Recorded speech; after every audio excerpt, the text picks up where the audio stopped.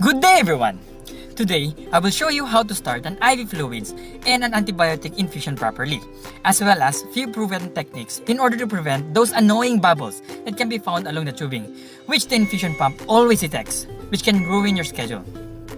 Or worse, those super annoying and paranoid patients who is scared to death to see a tiny bubble inside the IV tubing line and demands to have it removed immediately. So stay tuned as I will show you easy techniques to prevent and get rid of those without much hassle. I'm Nurse Juan, your OFW nurse. First thing you have to do is verify the order from your medication administration record. Number 1, IV normal saline 1000 ml at 100 ml per hour. Number 2, IV meropenem 500 mg per 50 ml normal saline every 8 hours. Then, secure all the materials you need. Alcohol swabs, Curos, normal saline flash, empty syringe, secondary line tubing, IV antibiotic mixture, primary line tubing, and the normal saline bag. These tips and technique will apply to any kind of infusion pump or line. But for this segment, we are going to use the BD Smart Infusion Pump. The first thing you have to do is connect the module to the side of the PCU properly and make sure you hear a clicking or snapping sound, signifying that it was latched properly. If not, the module might fall down and break, which can lead to unnecessary payment. Then, next thing you have to do is to dilute the antibiotic first. Just let it rest and dissolve properly for a few minutes. Meanwhile, you can prepare the main infusion line, which is a 1 liter bag of normal saline.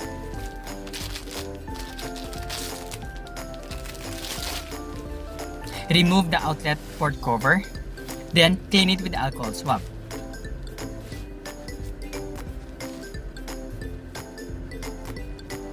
Then, get your main administration set tubing, which should be compatible to your infusion pump.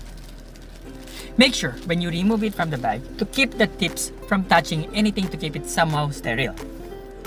Close the roller clamp. You don't want the IV fluids to run directly to the tube without filling in the drip chamber first, as this will surely create airspace or bubbles. Then, next is to fold or kink the tubing just below the drip chamber. This will prevent premature leaking of the fluids to the tube, which sometimes creates airspace from the tube and the chamber. Then, spike the bag through the outlet port.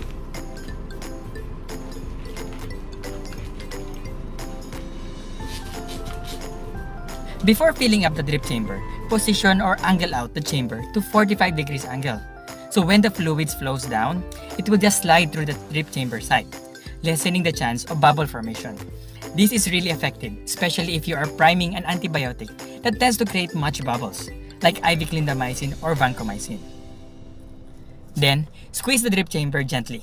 Gently is the key word to prevent turbulence. Fill the chamber 2/3 full, or as long as you can see the drops dripping or flowing down. Then, even with these preventive techniques, it sometimes still produces microbubbles inside the drip chamber. So, flick it up to disperse the air bubbles. Next is to open the clamp, slowly and at a controlled rate.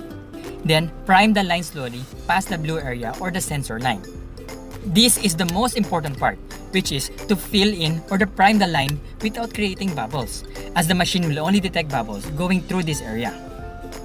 I hung the tubings upside down, so if there's bubbles created, I can just flick it up gently. And bubbles tend to rise up faster until they reach the airspace, wherein it will disperse. Once priming is completed, past the blue sensor area or a few inches after it, I will continue priming the rest of the tubing at a faster rate until it will fill up to the end of the tubing. That's basically how you prime the tubing. Just in case there are still bubbles found on the line, there are a few tricks you can try. Number 1 scenario. If the bubble or airspace is found before the top Y port, get a 10cc syringe, clean the Y port, connect the empty syringe, then kink the syringe just below this area. Then start aspirating the IV fluids or IV medication together with the airspace or bubbles. Remove the airspace from the syringe and push back the medication, either to the IV antibiotic bag or directly to the patient at the appropriate rate. If the bubble is beyond or below the top Y port, you can use the same principle. Get a 10 or better, get a 20 to 30 ml syringe this time. Clean the bottom Y port with the alcohol swab. Connect the empty syringe to the Y port. Then, kink the syringe just below this area. The only difference is you have to open the clamp this time. Then start aspirating the air space or bubbles.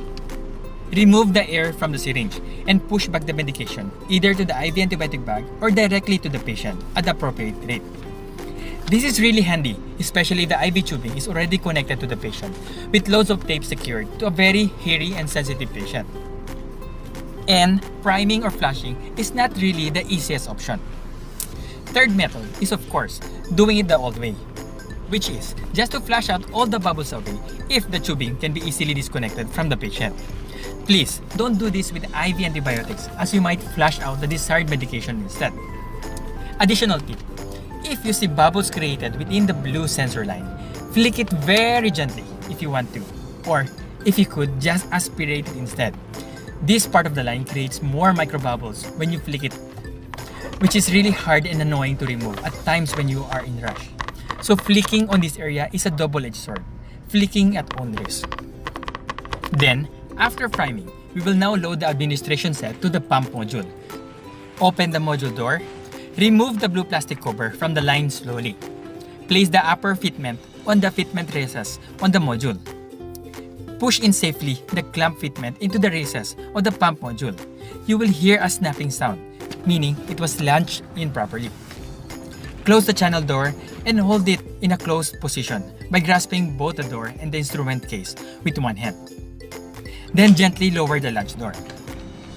The next is to prime and connect the antibiotic medication to the main line.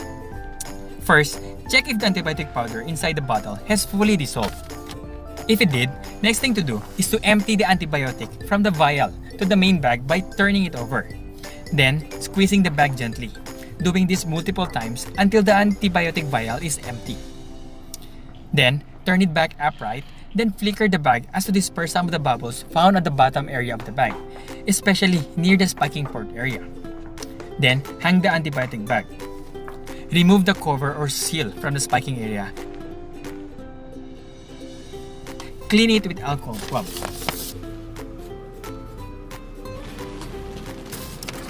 Then, secure the secondary line, which is shorter than administration line. Inside the bag, there is a white plastic hanger. Save it for later. I will explain later the purpose for this. Then, close the roller clamp. Then, kink the tubing just below the drip chamber. Then, angle the bag and chamber diagonally. Then, start squeezing gently to fill up the drip chamber up to 2/3 full. Flicker the drip chamber to disperse some of the bubbles created during this process. Hold the end of the secondary tubing and raise it up. Then, open the roller clamp slowly until priming fills in the line to the end of the tubing.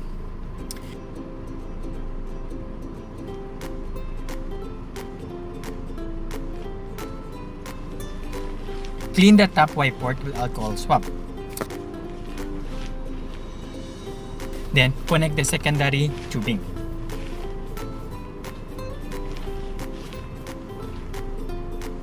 Then, important thing to remember, make sure to open the roller clamp of the secondary line, as the infusion pump machine will still run even if the roller clamp of the second line is closed. The primary line will be the one to flow in instead and will not heed a warning. This is one of the most common ways to miss giving antibiotic at the appropriate time with this machine, and often leads to making an incident report. So, after setting up the rate on the infusion pump, look at the drip chamber and make sure that drops are falling down from the secondary bag. Then, remember the white plastic hanger? This is important when infusing a secondary line using this machine. The two bags should not be at the same level. The secondary line should be higher than the main line in order to flow properly. Both of the bags are on the same level and infusion starts, the secondary line will only be consumed halfway, as the other half of the volume will come from the main line. So make sure to use the plastic hanger on the main bag to lower it down. After priming the IV lines, check the patency of the patient's IV line. If patent, program the infusion pump appropriately based on the medication administration record or MAR. Then, hook it up to the patient. You can now set the program correctly for the IV antibiotic based on the medication administration record. And make sure that it is infusing by looking at the drip chamber of the secondary line. Again, some of these techniques I have shown you are based on my personal learned experience based on my 12-year nursing career. If you happen to see some mistakes I've done within the process, or you have some recommendations or suggestions, please comment down below. I will highly appreciate any constructive criticisms or comments. One thing about nursing is that it involves improving one's art and techniques, and is forever evolving, especially with the advancement of technologies. I will show you next time some cool settings, features, and programs this smart infusion pump contains, as this is one of the most commonly used smart pumps in the United States. If you like this video, please click the like button and subscribe button for more similar videos. Hope you learned something from this video. I'm Nurse Juan de la Cruz, your OFW nurse. Thank you for watching. God bless.